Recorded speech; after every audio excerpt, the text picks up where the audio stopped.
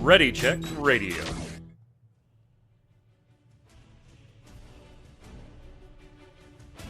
Stand by as we get ready to serve up all your news this week in the world of gaming. Welcome to Gaming Gumbo.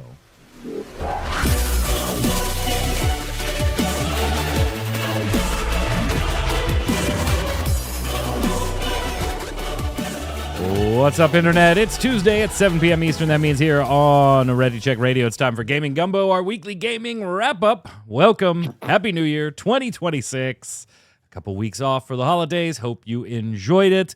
We're back for an episode this week and then no episode next week because it's my 25th wedding anniversary. and then we were wondering about that. Yeah, we'll be back in. Yeah. Oh, why I put no show? Yeah. Yes. On the calendar, yeah. Because initially I was just like, fill in the calendar, and then I was like, I got to take that one out. So yeah, then we'll be back. Thursday shows, we'll be back with the Relic Grind this Thursday. Hope you had a wonderful holiday and a good start to 2026. I'm your host, Mike Byrne, aka Magic Man, and this is episode 140. If you're watching on YouTube, listening on Audible, Spotify, any of that podcast platforms, we appreciate it. Thank you so much. Give it a like, a subscribe, thumbs up, all that fun stuff to feed algorithms. And join us, twitch.tv/ReadyCheckRadio. And you can check the show out live Tuesdays and Thursdays and hang out in chat. Of course, ReadyCheckRadio.com right there on your screen can get you all the socials. Now, very carefully, Dom, I want you to stay very still for this show. Okay. Very still. Is my ventriloquism working? It seems to be working so far. Excellent. Don't move. You're looking so good in that lighting. Before the show, what happened here? I got a picture of you. My camera broke. I don't know what to say. Everything's breaking around here. So 'tis the new year. It was your camera's resolution to not work. So yep. No problem. Yep. We'll deal with this handsome image of yours. Happy New Year, my friend. How was your holiday? Happy New Year. It was really good. I ended the new year with a nice 80s throwback concert. Oh, nice. Went and saw Men Without Hats, Tommy Two-Tone, Bow Wow Wow, Jeez. Motels, Thomas Dolby, and Flock of Seagulls. Oh, damn. That's how I ended my year, right? That was 2 days before the new year. And then 2 days after the new year, I went back to New York and saw that throwback band 30H3. Jesus. And the Millionaires. They are an experience. I'll just say that much. It was a really, really fun show. So good. Sounds like a good time at both. Also on the line, resident artist of Ready Check Radio, Yod. What's up, sir? Happy New Year. Happy New Year. Giving me back pain thinking about how old those bands are. We have something in the show notes that might do it again later. I know. Just full body aches over here. How was your holiday, sir? Not too bad.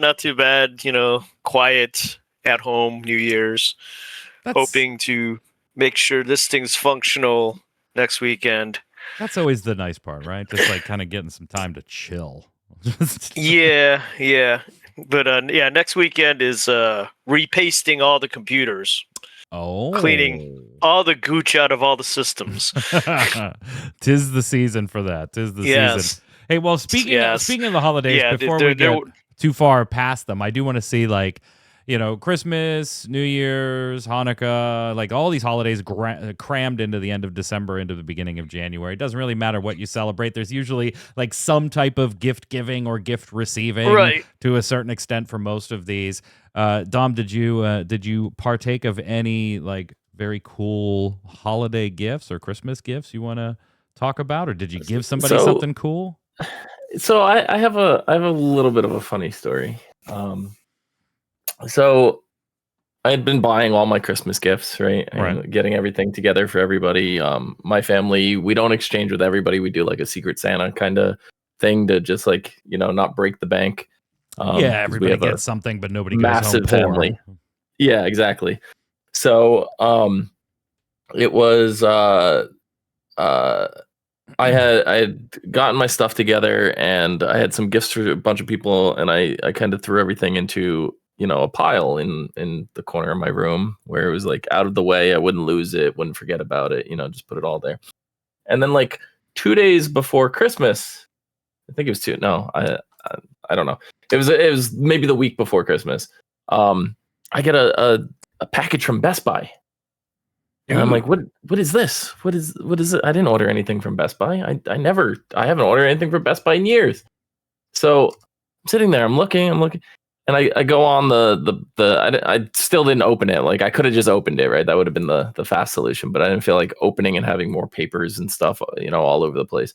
So I go on my app, and I see I had a pre-order that came through and finally got redeemed.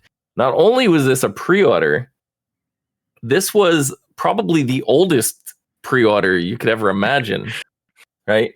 My Metroid Prime 4 pre-order from when Metroid Prime 4 was first announced, and Best Buy still had the Gamers Club card. Oh, geez. Right? Geez. So my $47.99 Metroid Prime 4 from Best Buy came in just in time. I'm surprised they honored it because I didn't buy it with like a credit card or a bank card. I bought it with PayPal, so it was paid up in front. Yeah. So they never refunded it, right? So it came through, and I got it for the $47.99 Gamers Club price from way back. Current right? Dom got a Christmas gift from past Dom he forgot about. Yeah, exactly. Right. So it's in this pile, right? So my friend Jordan comes down. I give her a bunch of her gifts or whatever, and we're getting ready to go over to my family's for Christmas Day. And my mom comes, and I got my mom. She was coming to pick us up, and I got my mom a CD. She's a huge Aerosmith fan, so I got her a CD. It was Aerosmith and Youngblood, the new collaboration. It was a signed CD by Youngblood, whatever. So I'm getting ready. We're getting ready to leave. I'm in a rush, and I go, "Oh yeah, I got your gift." So she's like, "I thought we said we weren't exchanging gifts." I was like, "Yeah, I got you. It's small. Like, don't worry about it." So my mom turns to Jordan, and she goes, "Dom's so thoughtful. He always gives the best gifts." And Jordan's like, "Yeah, I know, right? Like, he's really good at giving gifts."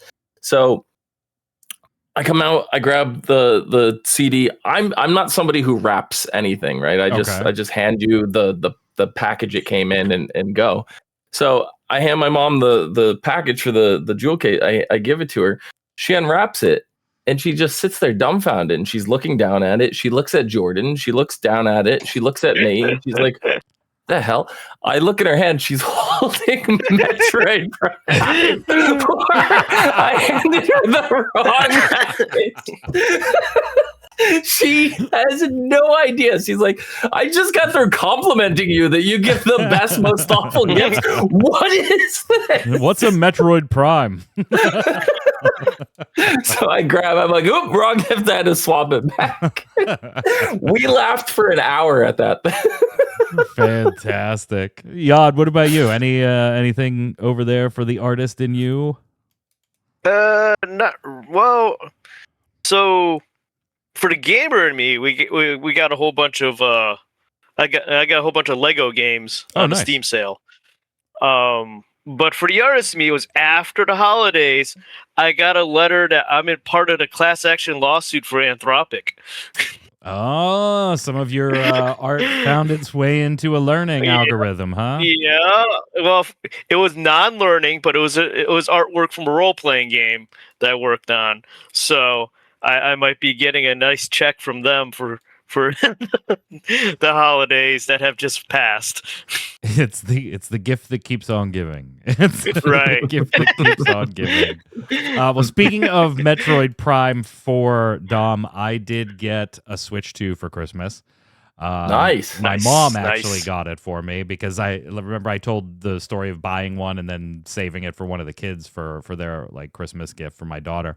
And I didn't end up opening it. And I'm like, yeah, I want to play Metroid, but I'll get it after Christmas, right? I got to spend all this money on the kids.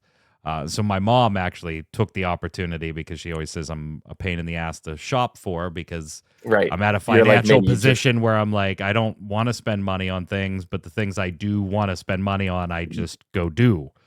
Yeah, you buy you know what you want, you get it immediately, you don't wait. I'm the same way. So I got that from Mom, along with Carrying Case and Metroid Prime 4. So that was cool. And then the kids, I got Stranger Things D&D set, a Stranger Things shirt. As you can tell, I kind of like Stranger Things. A Final Fantasy figure. A trip to the Heinz Museum with my oldest my oldest son. And then my wife got me a 3D printer. So Troy was actually supposed to be on this show. But yesterday had to make a swap because of his work schedule. Because I was fully ready to just be berated by Troy because I made fun of him for getting the 3D printer. Like, 3D printing has always fascinated me. Don't get me wrong. Yeah. But it's always been one of those things, Yod, where I'm like, the technology, that I had the most experience with it was like 5 years, 8 years ago. And it, you could tell things were 3D printed, right? Right. You're like, that's cool that you did it. But look at it. But then the polygons weren't quite there. Right. There was a few too many pixels. Down. There's a lot of that, and it was like a hobby in and of itself, right? Yeah. You didn't get a 3D printer. Still is. You didn't get a 3D printer to like support a miniatures hobby. That was the hobby, like modding out your printer, tweaking stats, troubleshooting, like just can I get this thing to successfully print? And it's come a long way. Particularly on the quality front, obviously, but then also on like the just general consumer ability to use it. Like, I don't want to tinker with bed leveling and stuff like that. I don't have a personal interest in that. Although 5 years ago, 3D printer heads, that was part of the gig, right? They lived for that stuff, and now they're So I have a P1S. It's the same one Troy got with the AMS unit, and I'm just having a blast with it. I am having a literal blast with it. Obviously, at first, like, you print out tchotchkes and shit like that. But then you like slowly start to be like, yeah, this actually has a shit ton of practical uses, Yod. There are a ton of practical uses here that I've already started taking advantage of. So it's been fun. I promptly went to Micro Center, the closest one, 2 hours away, Yod. I finally got my ass to a Micro Center. How do you live that far away from a Micro Center? I know. I've never been to one, but they carry PLA and other filaments in store. So I was like, it's 2 hours away. Let's go. And I'm going to tell you, for my first, people that like live by a Micro Center are going to, this is funny. It is, my first experience walking into a Micro Center was this store is trapped in the 80s to the 90s.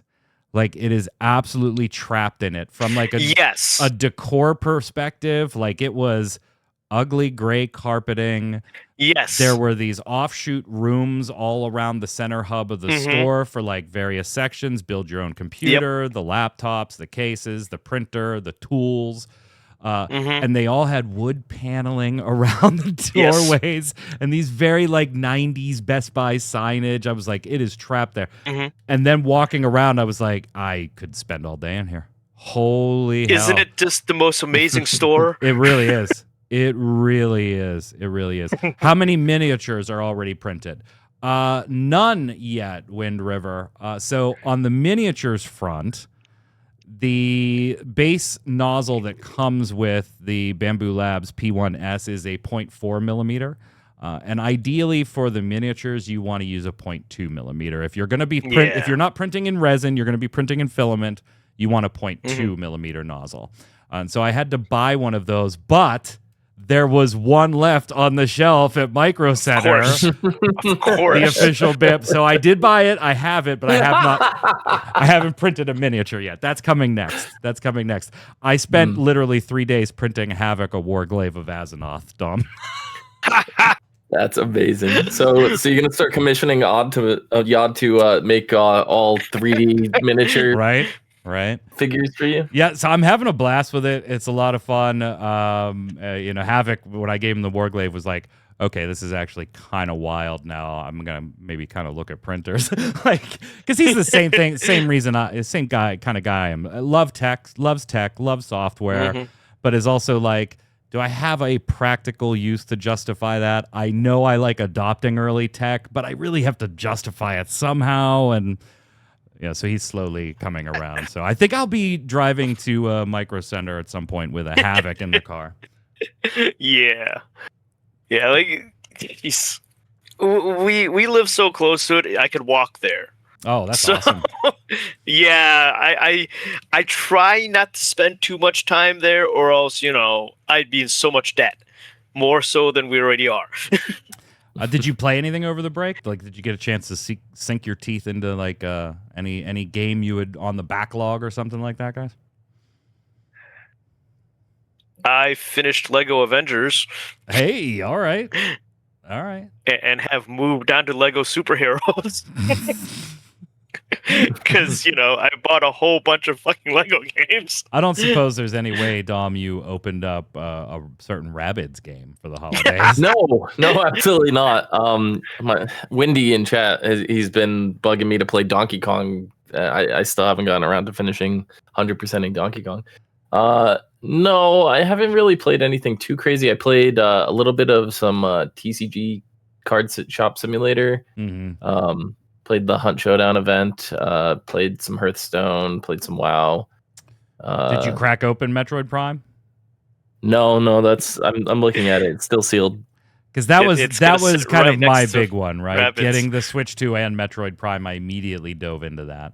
So here's what I'm trying to decide. I did get this cheap, right? I got a $47.99, but it's the Switch 1 version, right? So do I get the physical Switch 2? Like, do I go and like trade it for the physical Switch 2 and like pay the difference, or do I just digitally pay the difference? I'm leaning toward maybe just going and getting the physical difference. Like, yeah, that's the only reason I haven't opened it yet. I was just kind of on the fence with that one. I'm a physical baby, so I'm always going to err on that side of things. I will say this. So, okay, since you haven't played it and you're going to, I'm not going to give any spoilers or anything like that. Although there's not really... It's Metroid. There's not really it's any other than a trailer that's playing right now. Right. You're going to tell me you're going to spoil Mario for me next? Right. Mario Saves the Princess? Yeah, right. It was a good game. Yeah. I enjoyed playing it. It took me about 11 hours total. Okay. I did not 100% it. I was like 75% on scanning and like 68% on all items found. Mm-hmm. I will say this. I enjoyed my time in it. It is not replayable to the extent of past Metroids or Metroid Primes even, if you just want to keep it in the Prime library. It is not the best Metroid Prime in the series. And it does have a lot of flaws. I would say, Dom, to temper your expectations being such a Metroid fan like I am, go into it expecting Halo with a Metroid skin and not the just sheer open exploration of an even narrative of a Metroid title. It is very linear. It honestly feels like a Halo with Samus instead of Master Chief. So it's like Breath of the Wild, but then knocking it back down to like and what's funny is like the central hub where you do ride the motorcycle everywhere, the desert hub, Soul Valley. To Troy's joke, yeah, great, you can speed around this huge desert and you need a bike to do it, but if there's nothing to see, who cares? Unfortunately, he's right to a great degree. I mean, there is one boss fight out there, but even then, it's like the most annoying boss fight in the entire game. That's honestly how I felt with Zelda Wind Waker, right? This whole ocean, it's just boring. And Nintendo, like when they do interviews with like Famitsu and stuff, they never quote individual developers. It's just always the team said. Yeah, right. They did do an interview after the initial reviews and stuff for this started coming out, talking about that central open world hub, and they said, like when we started doing this, everybody wanted to see Metroid in the vein of Breath of the Wild, and so that's what we kind of started with. Then they had to scrap it and start over with the original Metroid Prime developers, right? They had to do that. Mm-hmm. And so they started building on that core concept. And by the time they realized that, like, hey, the gaming audience has kind of moved away from this and maybe we shouldn't have done this, it was we can't afford to delay this again. That would just be ridiculous to go rebuild it. So like even they acknowledge, I wouldn't say it's a bad game. It is not a great Metroid game. It was an enjoyable game, but it certainly was not Metroid or Metroid Prime. Think of it more like a Halo, just to keep like my thoughts on it brief. And you'll be fine. It's okay. I heard you had to like buy amiibos for music to listen to while you're in the desert. So when you're driving around in the Viola, the motorcycle, in the desert, you can have a radio station on if you bought like the $40 amiibo and you scan it. You can also get that radio by 100%ing the game. So you 100% the game and get a feature that makes listening to music through a desert, you're never going to go do this again because you already 100% of the game. Like that makes no sense to me that that's what it's locked behind. Yeah. I the wife was mentioning the amiibo thing and the fact that, you won't always be able to buy the amiibo. Yep. So, you'll be driving around there quiet. And then, of course, when you 100% hit, you get the music then, too, when you don't need it anymore. Yeah, but Dom, don't expect the puzzles. Don't expect the backtracking.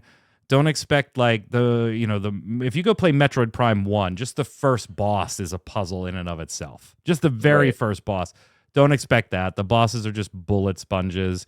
You are narratively... It's almost like Metroid Other M, in a respect where the key items, you cannot miss them. You cannot miss them in this game because they are given to you as boss drops in a very linear order. So it's a little disappointing on the Metroid front, but I enjoyed the game for what it was. I got my 12 hours out of it, and now, unfortunately, I'm likely done with it. That's the part that I don't like. This isn't going to be one that you'll see at like GDQ where they're like, hey, this is the usual it's not game of the year order of bosses, but we're going to do it faster or harder in this order. Like, that's just not an option. At one point, the game even lies to you. Like, the guy, Mackenzie, tells you, oh, you're in Soul Desert now. Why don't you go try checking out one of these 3 places? You can do them. You can check out whichever one you want. So, okay, cool. So I go north to the ice place. 2 seconds into the ice place, I can't progress. Mackenzie's like, oh, you maybe need a fire item. Let's go check out the volcano. So you go to the volcano, you do that entire thing, you get what you need, then you can go back and do the ice place. The third place you can't get into until the other 2 are done. So like even the game tells you you could do these in any order. You can't. Like you physically can't. So yeah, a little disappointed on the Metroid front, but I did enjoy the game as a game. It just kind of doesn't live up to the Metroid name. Yeah. Unfortunately. It's unfortunate. Yeah, unfortunately. Yeah. But it's worth a playthrough. Worth a playthrough. Yeah. I'll get around to it eventually. Other than that, I think I've just been playing some WoW and some Final Fantasy 14. Oh, a little bit of Donkey Kong Bonanza. I'll put it right ahead of Mario Rabbids. Yeah. I definitely I'll play Metroid before I play Rabbids 2. Yeah. I think at this point the only way I'm going to play Rabbids 2 is when Rabbids 3 gets announced. Well, then you're never going to play Rabbids 2. Because who knows what's happening with Ubisoft anymore. Mm-hmm. I mean, maybe they'll just sell the rights over to Nintendo. Maybe. Get a little bit of that Nintendo scratch, So, now that we're in the new year, Yod, it's time to talk about 2 things. What was your personal favorite game? Like, we had our Game Awards and Game of the Year and all that stuff. Right. What was your personal favorite game of 2025? And what are some things you're looking forward to in 2026? I do have the Game Informer 2026 release schedule so far, too. So we can kind of talk about some of those in here, too. Which, unfortunately for new games, I'm kind of like Micro Center stuck in the 90s. And since picking up that ROG Ally, I've been kind of diving back into older games. Like the other night, I found myself playing the first Sonic somehow, some way. Nice. And, busting into Linux because I I kind of overwrote Windows and put Steam OS onto the ROG Ally, and it runs so much better now. I bet. Yeah, so that's what I'm seeing as my favorite thing from 2025 is actually Steam OS, and coming up is the things I can do with it and modify it somehow. What about the year looking forward? You got anything you're excited about? Well, Parasite Mutant, if it comes out in 2026. Yeah. But we'll talk about that in a little bit. I mean, we can talk about it now. We'll just skip it when we get to it in the show notes, because that's the one that is kind of Parasite Eve-ish as far as the way that it was looking when it was shown off. Right. It's we're gonna make our own Parasite Eve if you don't make Parasite Eve and just slightly tweak it. Right. Which did you play the demo? I have not. It has a demo up, but I have not played it yet. Right. So I did play the demo, and it is freaking Parasite Eve with better graphics. Is it really? Like, did they kind of nail it? Because this is what you and I were worried about, right? Like, if you're going to do it to try and rip them off, you better do it well. Did they? Did they do it well? They did do it well. I mean, there's one annoyance I have with it, but that's because it wasn't in the original game. You can't rotate the camera, just like in the original game. Yeah. So I mean, that's just a me personal thing. But I mean, in the original game, you couldn't rotate the camera because it was PS1.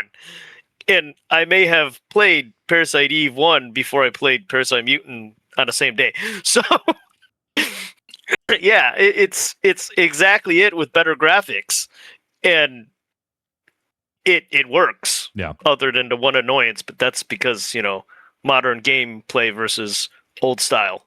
Yeah, it is definitely one that I am going to try. So, but now that you've played the demo, would you buy it?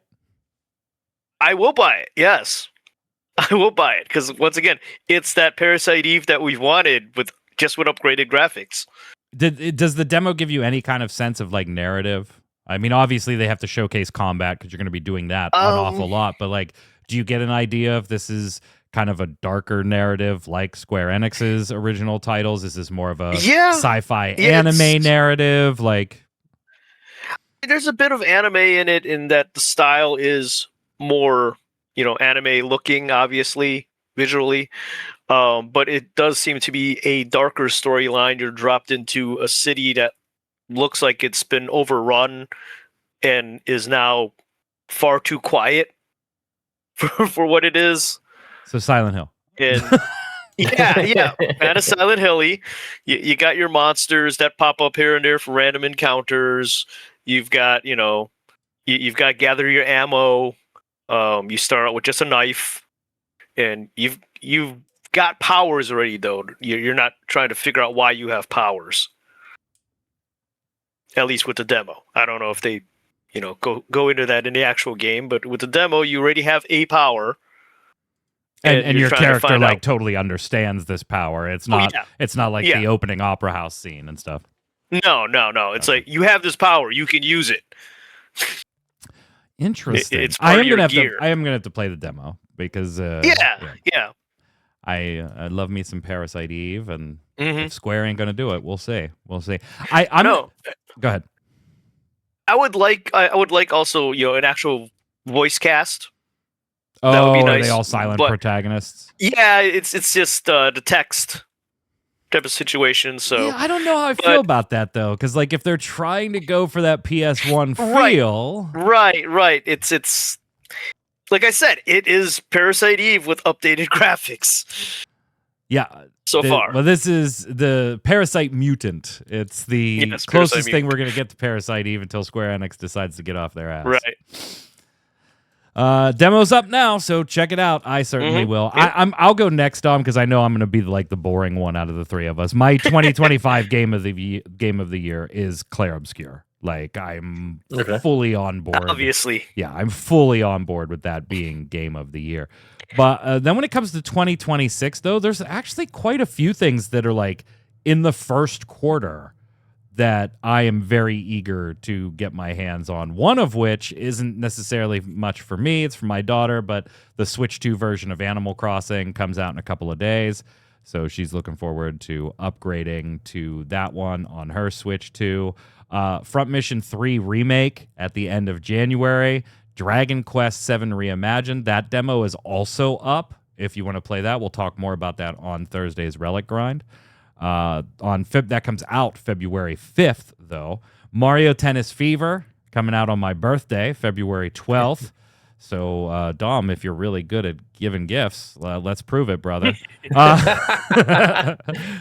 Yeast 10 on February 20th. Resident Evil Requiem on February 27th. There's a Tales of Berseria remaster if you want to go that way. World of Warcraft Midnight comes out March 2nd. Fatal Frame 2 remake comes out March 12th. John Carpenter's Toxic Commando comes out March 12th. Don't ever forget that. We'll see what happens there. And I mean, that's just like the beginning of the year. Unfortunately, 007 was delayed into May. Right. So I won't see that in March. And then later in this year, Dom, we have the Halloween game made by our boys who made the Friday the 13th one. And there's actually a single player kind of like campaigny thing in that, even though it's a multiplayer game. So there's a lot I'm looking forward to. But the one I'm probably like, if I had to pick one that's relatively soon, speaking, and the most kind of, okay, yeah, this needs to come out. I think I got to go with a sequel, actually. Yeah? Yeah, I think I'm going to go with a sequel and go with Code Vein 2, which I'm showing the walkthrough trailer, but they just put out another, it's like an 8 or 9 minute story trailer today. It just dropped this afternoon. I loved the original Code Vein. This comes out January 30th. And I do like how they're kind of like Maniac Mansion Game of the Year. I do like how they are doing like, this is all kind of in the same universe, but don't expect them to be like direct sequels. I kind of like that approach. Right. Like it's the Final Fantasy approach, right? Right, and Black Myth. Yeah. Where you don't have to play Final Fantasy 1, 2, and 3 to understand 4. Like, that's just not the way it works. And so I kind of like that Code Vein is doing that type of thing here, too. And I did love the gameplay style of the original. We'll see if they can butter it up a little bit for the sequel later this month. But that is one that I'm really looking forward to. I'm sure no surprises there, given my love of like all things RPG or role playing. Didn't I see a Bloodstained sequel of some kind? That Metroidvania game with a redheaded pirate girl. Yeah. Of course, I'm awaiting on that. That is the Scarlet Engagement. But that's sometime this year. We don't have a date on that one and there's no date on it. Yeah. But yeah. I mean, Bloodstained Ritual is one of my favorite Metroidvanias in recent years. It is literally, Castlevania Symphony of the Night. So it's fantastic. So yeah, those are just some of the things. But Dom, what's the game of the year for you from 2025, and what are you looking forward to? See, I didn't play a whole lot in 2025. I was traveling quite a bit, so I'd almost be this kind of cheating in a way. I actually really enjoyed Path of Exile 2. I played quite a bit of it, even though Path of Exile 2 technically came out in December of 2024. But close enough. It's very close. It's very close. I would have thought Mario Rabbids would be your thing. Yeah. No. I love Mario Rabbids 1 so much. I just can't bring myself to be disappointed with 2. But I don't know if I had to pick one that came out last year. Like, I didn't play a whole lot. I know not a big fan over here and you guys over here, but I really enjoyed the new Five Nights at Freddy's game, The Secret of the Mimic. I think it's like the first time they actually like told a cohesive story. I don't think it's an amazing game by any stretch of the imagination. I'm not going to recommend it to either of you because I know it's not your style, but like it was cool seeing the evolution, like the next stage of that come into like proper storytelling. Yeah, but I don't know, for 2026 I have a few. I just today Hytale came out, which that game kind of like a Minecraft style. It almost reminds me a lot. Mike, I'm sure you remember Cube World. Oh yeah. From back in the day. It's very reminiscent of that, and it has a weird history. Like it got picked up some traction. It got sold to like Riot Games. Riot Games shelved it. They hadn't done anything with it. The original developer finally, as of November of this past year, 2025, just got the rights back for himself, and then he released the game today. So interested to see where that goes, how it competes with Minecraft, and it's kind of in that kind of creative genre there. Yeah, it sounds like from everything I saw, it was like kind of a Trove competitor, right? Yeah. So yeah, I want to see how that turns out. I'm not gonna jump on day one, but I'll follow it. Then outside the obvious, like World of Warcraft Midnight and Resident Evil Requiem, outside of those obvious ones, I'm really looking forward to Slay the Spire 2. I can't wait. That's like my number one most anticipated game for 2026. I love the first Slay the Spire. And then I know it was announced, but I don't think it has any kind of month even release date, which was Yoshi in the Mysterious Book. Yeah. No date yet. Yeah. So those are my anticipated 2026 titles. Well, 2026 certainly looking a little stacked here at the early portion of the year. We'll see how many things get delayed and how many things come out. I was going to say aren't done, and the usual. You mean Grand Theft Auto 6 gets delayed to right, exactly November of 2028. But it's not all sunshine and roses at the beginning of the year here, and I got just two little brief things we're going to throw in here as a not starting off the new year the best way. And the first one comes from, speaking of World of Warcraft, Swifty. Now, that might be a name that many of you World of Warcraft players have known for years and years and years and years and years and years and years, right? Long time World of Warcraft Twitch streamer. Well, at the beginning of the year here, January 5th, Swifty got banned, a lifetime ban, perma-ban from Twitch, and kind of posted a video that said, don't really know what's going on. The unexpected situation. By the way, right now, kind of a challenging time. My wife just had our new child 2 weeks ago. We got a baby. Streaming's our only income because she's not working on like some type of leave or whatever with the new child. Living expenses, baby supplies. Here's a GoFundMe. Could you help me out while we try to figure out what the hell happened here? Now, that GoFundMe did raise almost $9,000 on a $5,000 goal. So that did get reached. Now, here's the thing. At the time, Swifty was streaming delivery. He was doing some side hustle. I don't know which company it was, DoorDash, Uber Eats, Grubhub, any of those things, right? Was doing some delivery services and was streaming from there, and presumably for safety probably had like a text-to-speech thing in his ear, so we'll assume that he like wasn't literally looking at chat while driving around to homes. And honestly, it was doing pretty well. It was doing better than his World of Warcraft streams. His words, not mine. I am not bashing on the man and his hustle, right? Not at all. Those are his words, that it was doing better than World of Warcraft. Well, a day or two later, it all got resolved. Enough people, said, hey, what the hell's going on here? And he was unbanned on Twitch. He put up like another 50-second video. The GoFundMe did not disappear at that point. Like, this all kind of got resolved within a 24-hour period. His initial post about banning was January 5th at 4:31 a.m. On my time zone, right? East Coast time zone.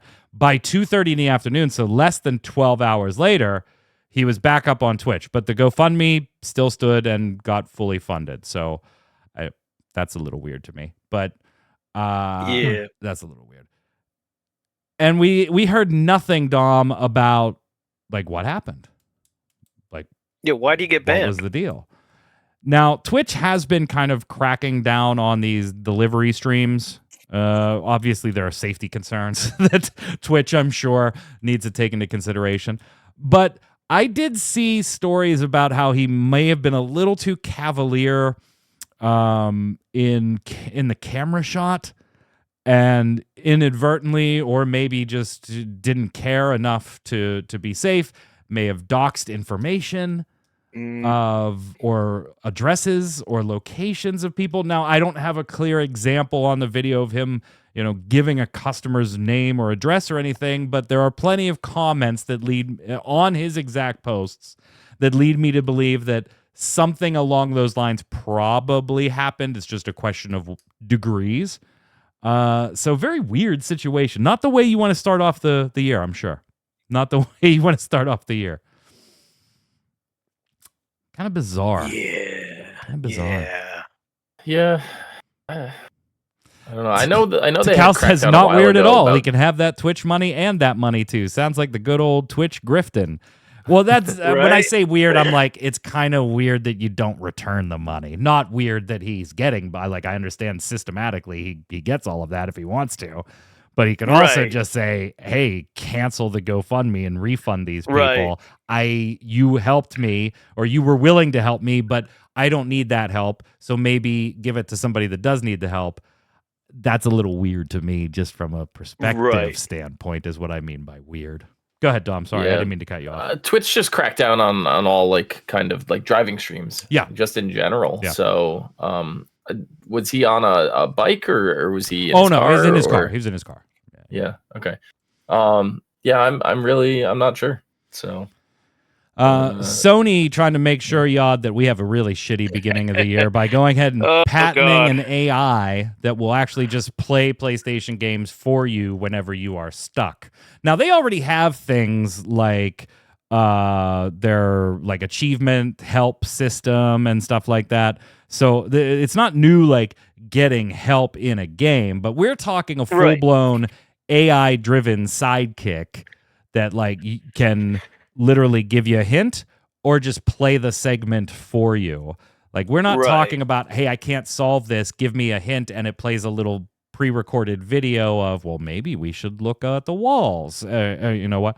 Or a button that just says solve. It's like an AI sidekick that just jumps in, and they don't have to record videos or anything like that ahead of time. No pre-production of assets, and this AI thing just does it.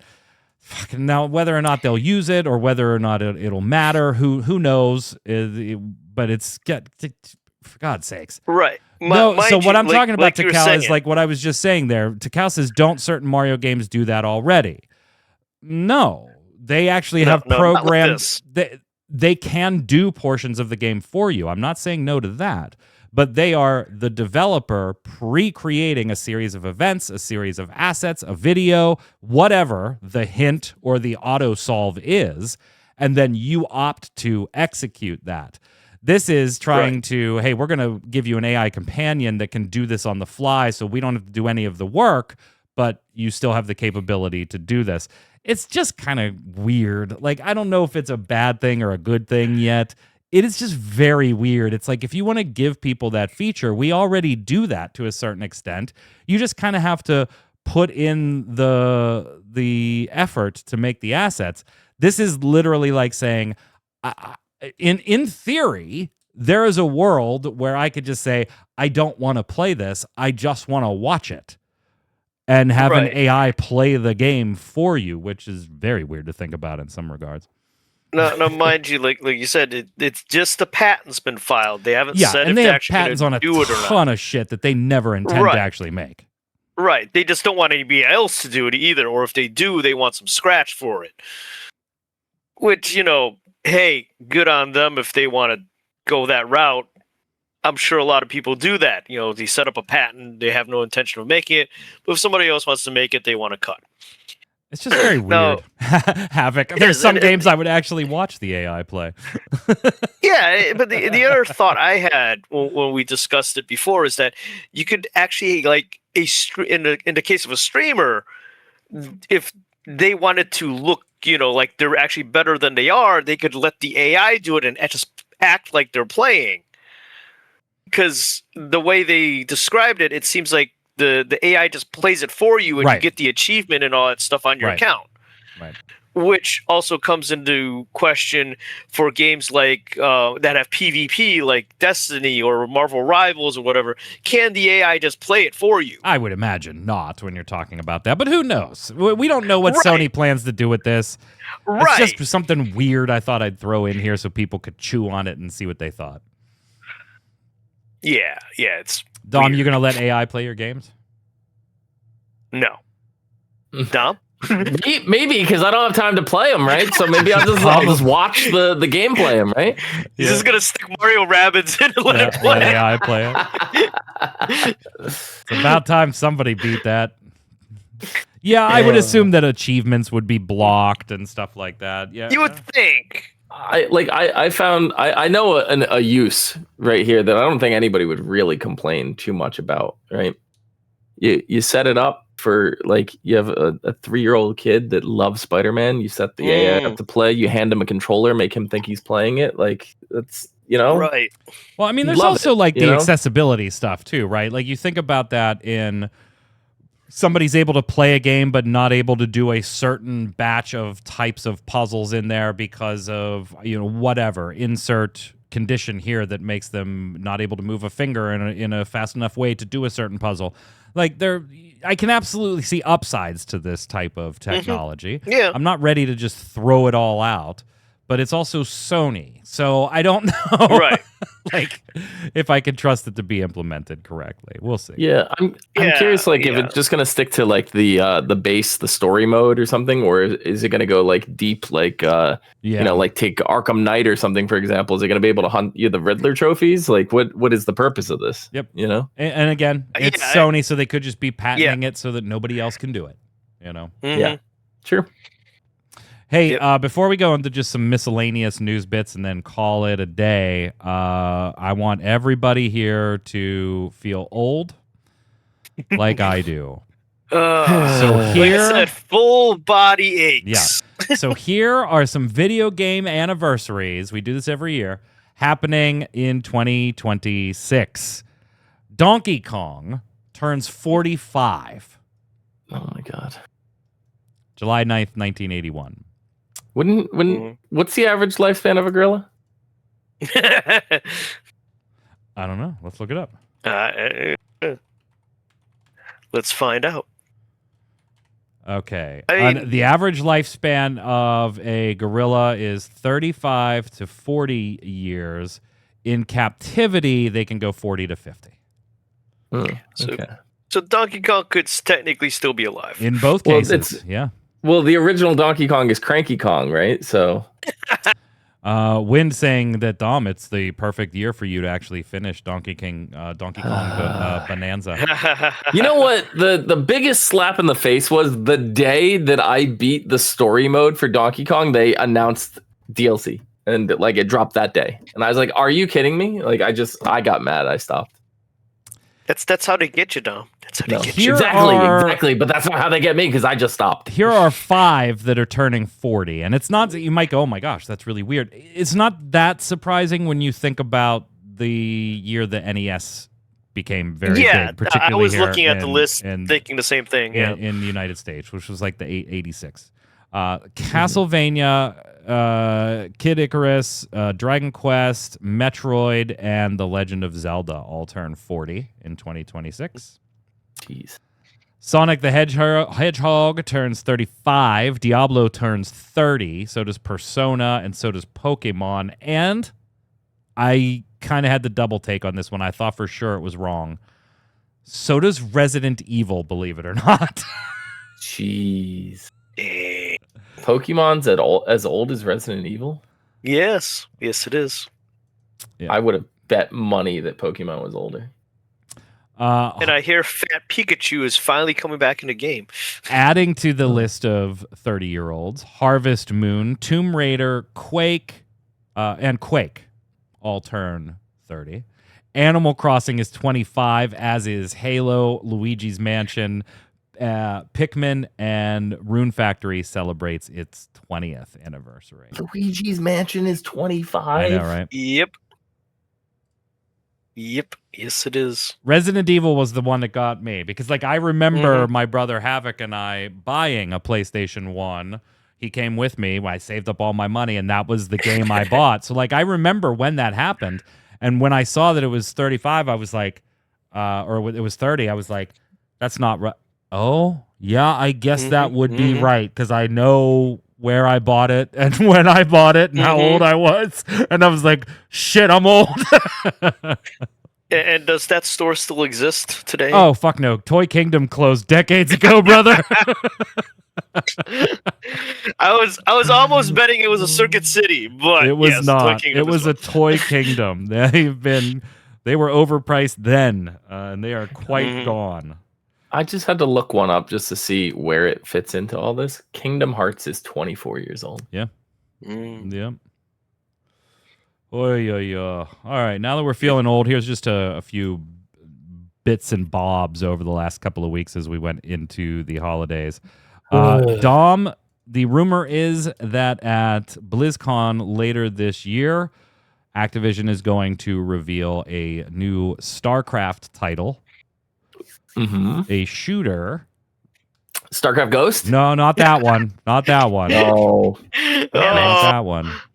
You put any stock into this one? I wouldn't be surprised. I think Starcraft is a great universe for a shooter. Like it's very evident in like all these sci-fi shooters that you have. Like it works. It's built for it. I'm not much of an RTS player. I didn't play any of the Warcrafts, the RTS versions. I tried the 3 remaster a little bit, but this wasn't for me. So yeah, this would breathe some new life into StarCraft for me to get me to play it. Is it definitely not Ghosts or like? I'm not saying. Well, I mean, nobody's come out and said it's not Ghost, but right. That was the third person shooter they tried back in the like 2005 or whatever. Yeah, right. I think if they did name it StarCraft Ghost, it would get more popularity than if they didn't. It's pretty funny. Yeah. Yeah, I think that as well. Obviously, I've played StarCraft. Obviously, I've got all 3 collector's editions up there of StarCraft 2, StarCraft 2.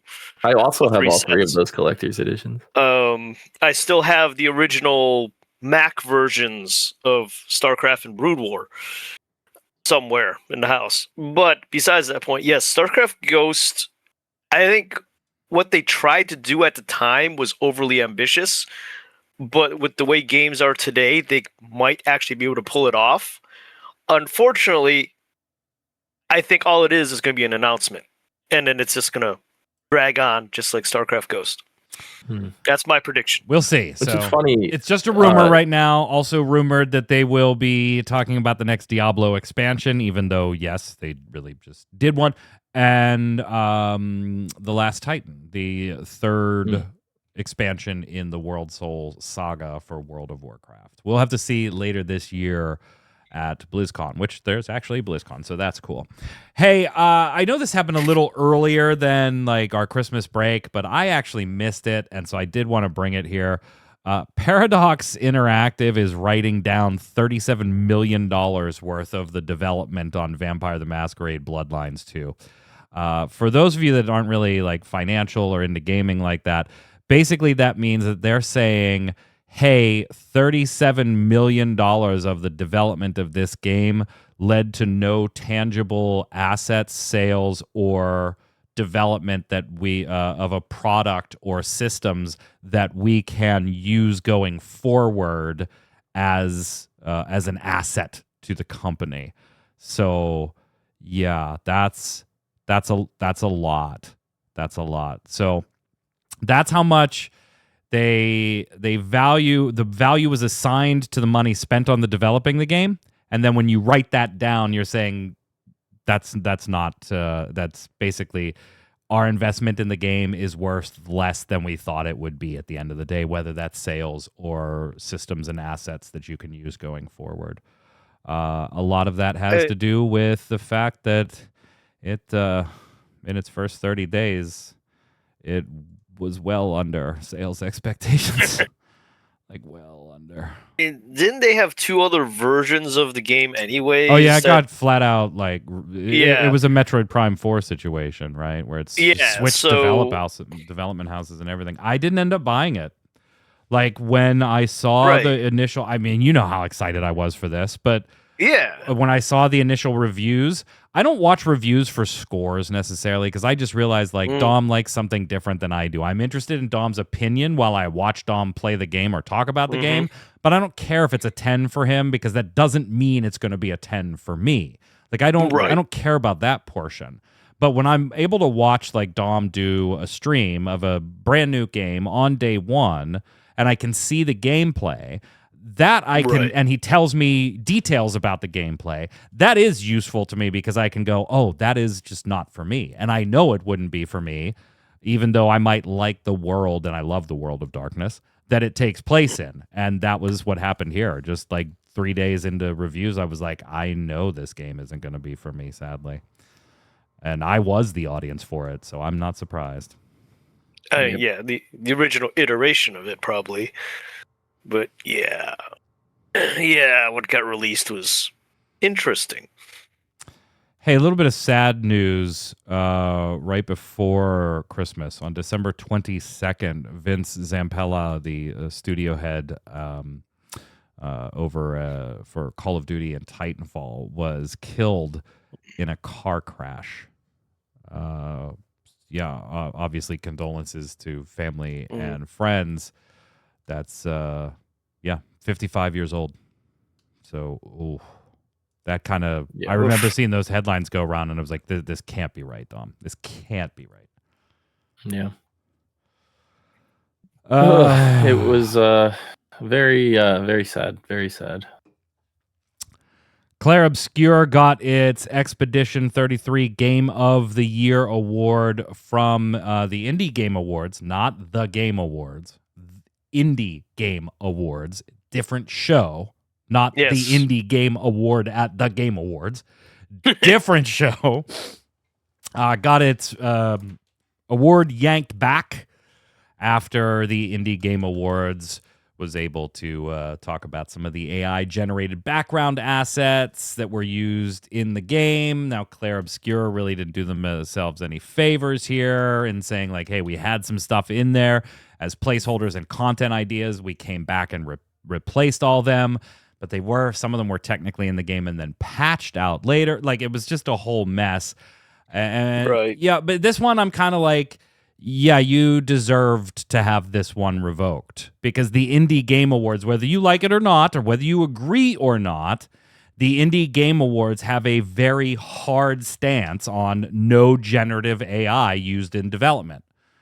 And I can kind of see it from their perspective because they're judging indie games, right?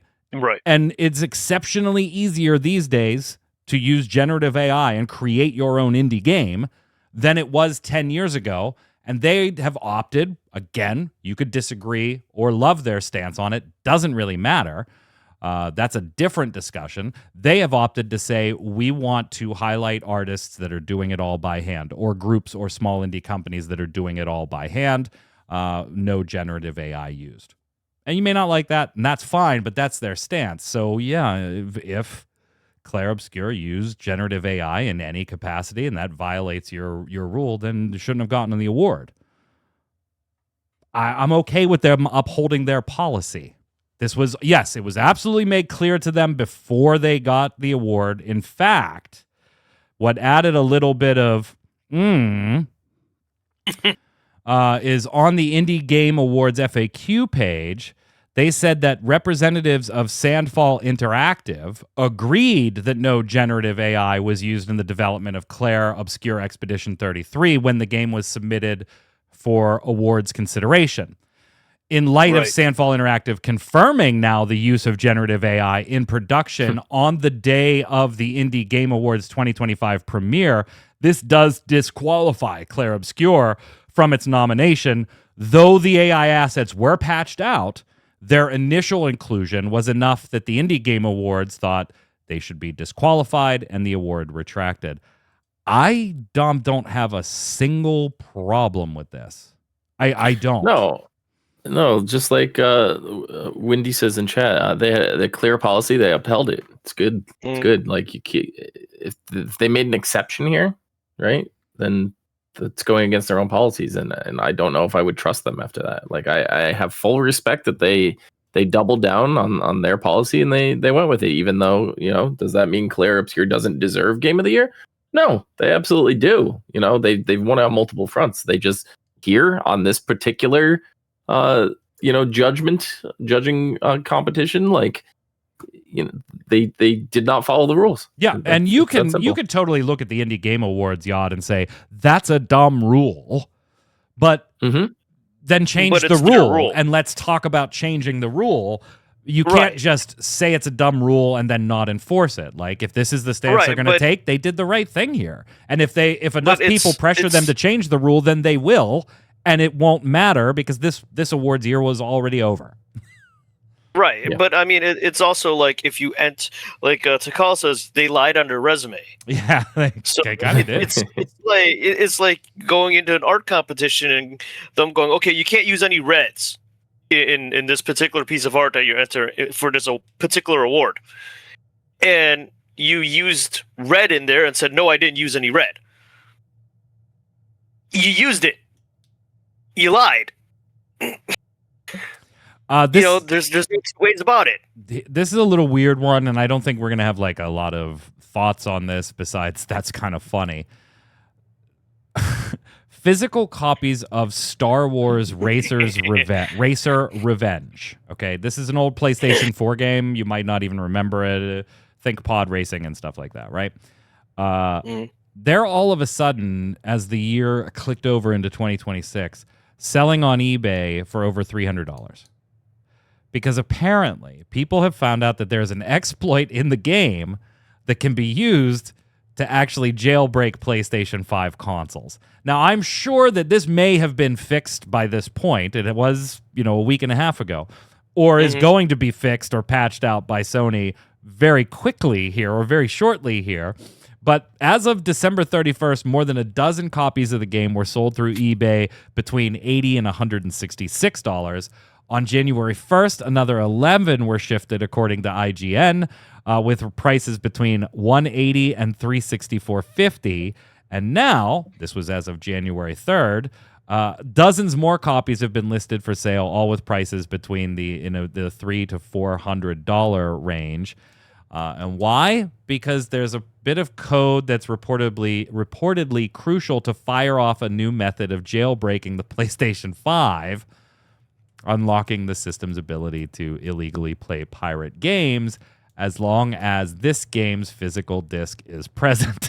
So I was actually reading that the digital version worked as well. Did it really? Yeah. Yeah. That's a huge problem, Sony. I was seeing something about, because it also leads to possibly emulation being easier, obviously. Yeah, you had to be on a very specific version. I think it was like 10.2 to 12. So I'm like, there's a large range, but most people update their systems, pretty regularly. But yeah, the digital version should work as well on those versions. So wild. So wild.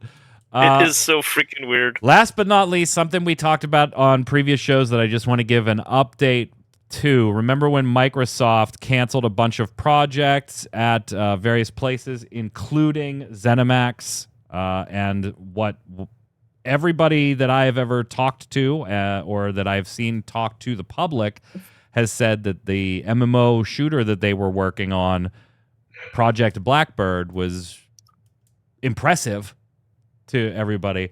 Matt Fior, who left ZeniMax Online Studios, did come out at the beginning of this year, just last week, and talked to Bloomberg to say, I left because that project was canceled. And that's what we thought was the impetus between him, for him leaving, was all those Microsoft layoffs and the cancellation of this project. Now he is confirming that. So no surprises there. Let's head over and do Games of the Week.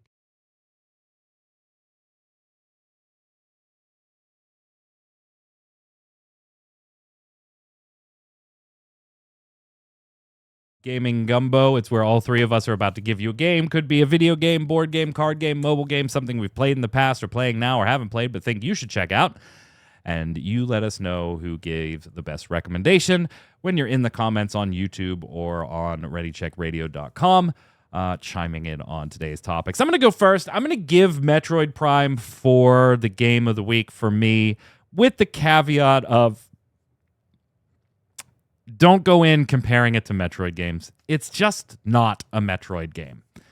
In the vein of Metroid, the previous Metroid Primes, or even older versions of Metroid, it's not Dread in the side-scrolling fashion. It's not Prime in the 3D fashion, backtracking, exploration, and stuff like that. There's like barely Metroids in it.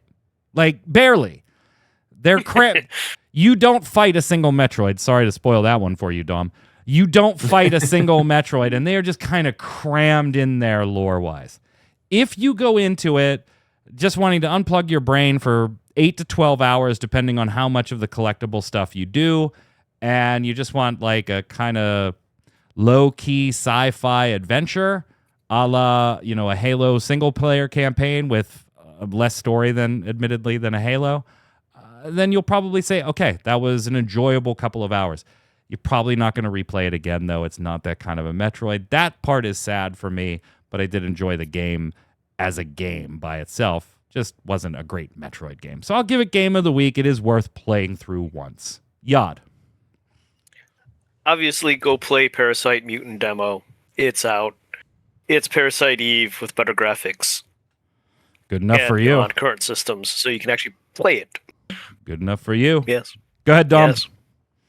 I've actually been playing this game called Tin Hearts. It's like Lemmings, right? But it's more puzzle oriented. You play with toy soldiers that kind of like walk around the room and stuff like that. And you're a toy maker, and you start off you like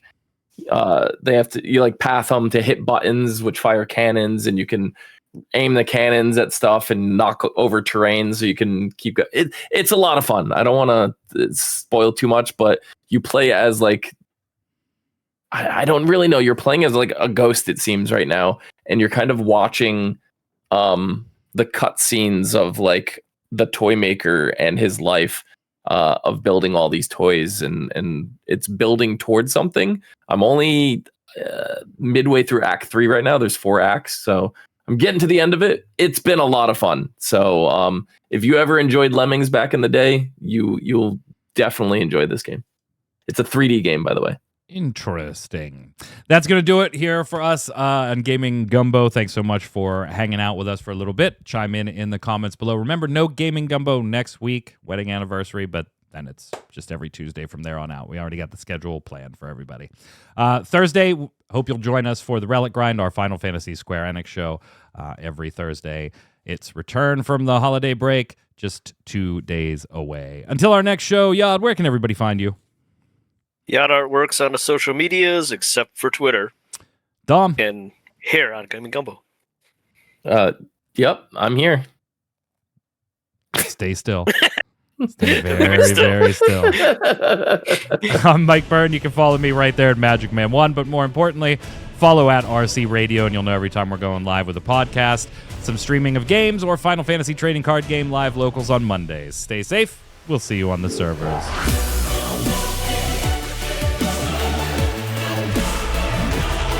Ha ha ha.